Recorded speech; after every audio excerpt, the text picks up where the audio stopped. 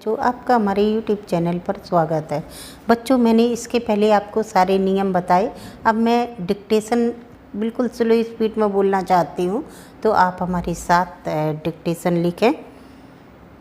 और अगर शब्द छूट भी जाएं तो उसे दोबारा लिखें। एक बार में ना आए तो उसे तीसरे बार लिखें, लेकिन ऐसा नहीं है कि हमारे शब्द छूट रहे हैं और आप लिखना ही बंद कर दें।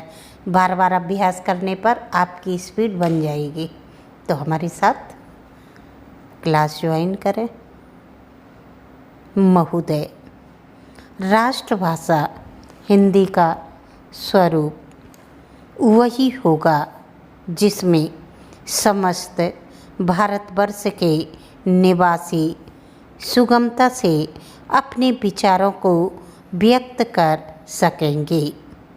जो लोग यह कहते हैं कि राष्ट्रभाषा से संस्कृत शब्दों का अधिक से अधिक बहिष्कार किया जाना चाहिए, वे कदाचित यह बात भूल जाते हैं कि वर्तमान समय की अधिकांश प्रांतीय भाषाएं संस्कृत से ही निकली हैं और इसलिए स्वभावतः इनमें संस्कृत के शब्द बहुलता से पाए जाते हैं। ऐसी अवस्था में अधिकांश भारतवासियों के लिए अंतर प्रांतीय भाषा के रूप में ऐसी ही भाषा अधिक ग्राह्य और सुविधाजनक होगी, जिसमें संस्कृत के शब्द काफ़ी हों। हमें दुख के साथ कहना पड़ता है कि जो लोग बनावटी हिंदुस्तानी भाषा का निर्माण करना चाहते हैं और इस बात पर जोर देते हैं कि उनमें बोलचाल के सरल शब्दों का ही प्रयोग हो, वे सांप्रदायिकता के आधार पर राष्ट्रभाषा की समस्या हल करना चाहते हैं। जैसे राजनीतिक क्षेत्र में अल्पसंख्यकों को पीछे धकेलकर केवल मुस्लिम लीग को महत्व दिया गया है और उसके साथ समझौता करने का प्रयत्न किया जाता है। इसी तरह भाषा के क्षेत्र में केवल उर्दू वालों के साथ समझौता करने की आवश्यकता समझी जाती है। अनेक प्रांतीय भाषा भाषियों की सुविधा असुविधा का उनका ख्याल नहीं किया जाता जितना कि उर्दू वालों का।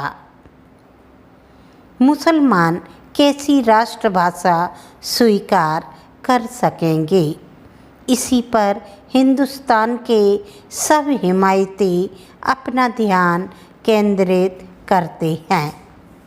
वे यह देखने का प्रयास नहीं करते कि वे जैसी कृत्रिम भाषा बनाने का प्रयत्न कर रहे हैं, उनको समझने, लिखने और बोलने में अनेक प्रांतों की जनता को बड़ी कठिनाई होगी और सांप्रदायिकता के आधार पर राष्ट्रभाषा के लिए कृत्रिम हिंदुस्तानी भाषा का विकास करने का प्रयत्न त्याग कर हिंदी को ही अंतर प्रांतीय काम के लिए अग्रसर करना चाहिए और उसे ही राष्ट्रभाषा के रूप में स्वीकार करना चाहिए।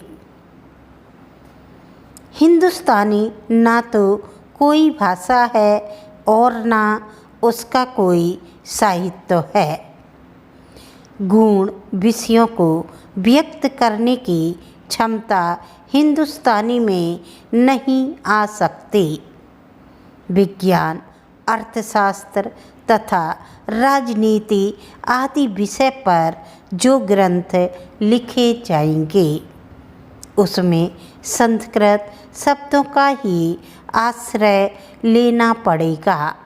अतः हिंदुस्तानी के विकास का प्रयत्न करना शक्ति का अपव्यय करना होगा। उससे राष्ट्रभाषा की समस्या कभी हल नहीं होगी।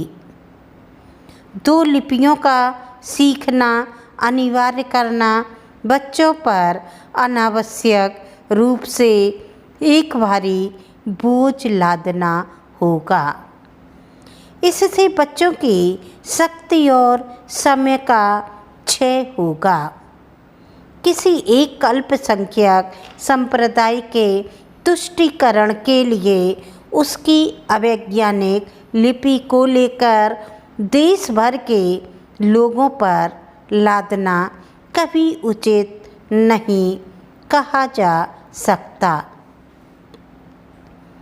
राष्ट्रीय दृष्टिकोण से लिपि की समस्या को हल करने का मार्ग यह है कि राष्ट्रभाषा के लिए केवल वही लिपि स्वीकार की जाए जो वैज्ञानिकता तथा सुगमता की दृष्टि से सर्वश्रेष्ठ हो।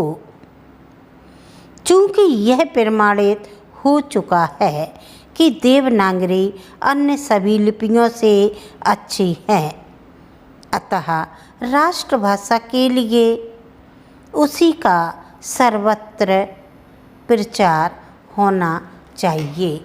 आपको डिक्टेशन अच्छी लगी तो आप लाइक करें, सब्सक्राइब करें। That's all.